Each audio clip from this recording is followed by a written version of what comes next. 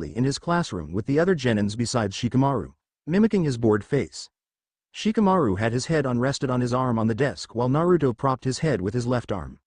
There's nothing much for any of them to do but to wait for their instructor to announce which team they all will be assigned to. So far, Iruka was nowhere to be seen. "Yoshika," Naruto said in a bored tone. "What?" Shikamaru replied in a lazy tone. "How do you think the team placement's going to be?" Naruto asked. Of all the genins in their batch, Naruto liked Shikamaru the most. This is because of his amazing and brilliant mind, albeit he's lazy. He instantly saw through Naruto's deception. When Naruto came back to Konoha to join its academy under the pretense of learning and training, he kept his weak, dead last image. It worked on most of the students that didn't know him, except for Hinata, who, after the rescue, knew his strength but respected his wish to keep his strength hidden. Shikamaru, however, wasn't close to him at that time and yet knew that Naruto was holding back.